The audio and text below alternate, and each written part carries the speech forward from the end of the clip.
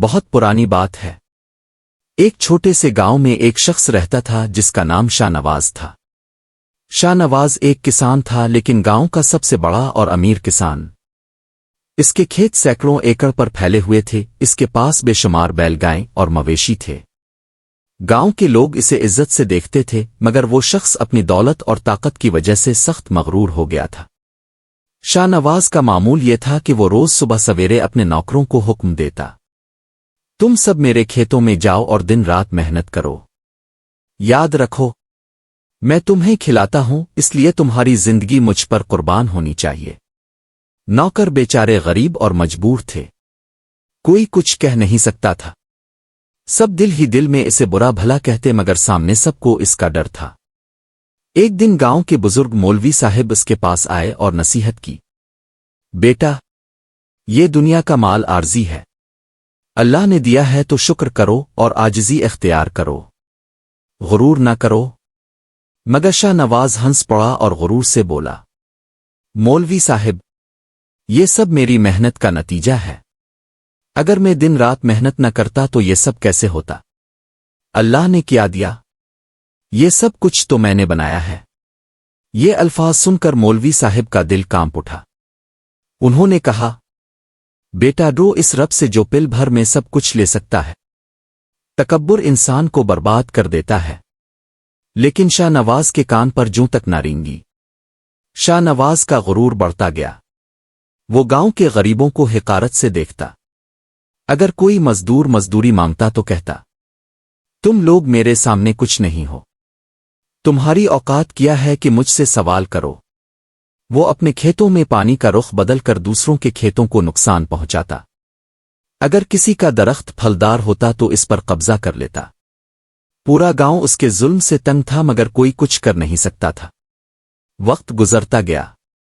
ایک سال گاؤں میں قحط پڑ گیا، بارشیں نہ ہوئیں، کھیت سوکھ گئے۔ شاہ نواز نے کہا، کوئی بات نہیں، میرے پاس ذخیرہ ہے، مثالوں گزار سکتا ہوں۔ شروع میں تو سب کچھ ٹھیک رہا، مگر وقت کے ساتھ اس کے بڑے بڑے غلے کے گودام خالی ہونے لگے۔ نوکر بھاگنے لگے کیونکہ ان کے پاس کھانے کو کچھ نہ رہا۔ مویشی مرنے لگے کیونکہ چارہ ختم ہو گیا۔ شاہ نواز کو پہلی بار اپنی طاقت کمزور ہوتی نظر آئی، لیکن پھر بھی غرور سے کہتا، میں کچھ نہ کچھ کر لوں گا، مجھے کوئی نہیں ہرا سکتا۔ اسی دوران گاؤں کے لوگ شہر کی طرف ہجرت کرنے لگے تاکہ اپنی جان بچا سکیں۔ مگر شاہ نواز نے کہا، میں کیوں جاؤں؟ میرا سب کچھ یہی ہے، میں سب پر بھاری ہوں۔ ایک رات طوفان آیا، تیز آندھی اور بارش نے اس کے کھیتوں کو اجاڑ دیا۔ گودام کی چھتیں گر گئیں۔ چند ہی دنوں میں اس کے پاس کچھ نہ رہا۔ نوکروں نے ساتھ چھوڑ دیا، مویشی مر گئے۔ گاؤں کے لوگ جو پہلے اس سے ڈرتے تھے اب اس پر ہنسنے لگے۔ شاہ نواز کے پاس اب نہ کھیت بچے، نہ اناج، نہ نوکر۔ وہ اکیلا ہو گیا۔ بھوک سے نڈھال ہو کر وہ اسی مسجد کے در پر پہنچا جہاں کبھی مولوی صاحب کو اپنی دولت کے قصے سنایا کرتا تھا۔ مولوی صاحب نے اسے پہچان لیا۔ وہ مسکرا کر بولے، بیٹا، اب تمہیں حقیقت سمجھ آئی، غرور کا انجام ہمیشہ ذلت ہوتا ہے۔ شاہ نواز آنسو بہانے لگا اور کہا، مولوی صاحب، مجھے معاف کر دو، میں نے غرور کیا، میں نے دوسروں پر ظلم کیا۔ اب مجھے سمجھ آ گیا ہے کہ سب کچھ اللہ کا دیا ہوا ہے، انسان کچھ بھی نہیں۔ مولوی صاحب نے اسے سینے سے لگایا اور کہا، اللہ بڑا غفور و رحیم ہے، اگر دل سے توبہ کر لو تو وہ معاف کر دیتا ہے۔ لیکن یاد رکھو، دوسروں کو پہنچایا گیا نقصان صرف توبہ سے نہیں مٹتا، تمہیں ان کا حق بھی واپس کرنا ہوگا۔ شاہ نواز نے اپنی باقی زندگی عاجزی اور خدمت میں گزاری۔ وہ دوبارہ کبھی غرور نہ کر سکا۔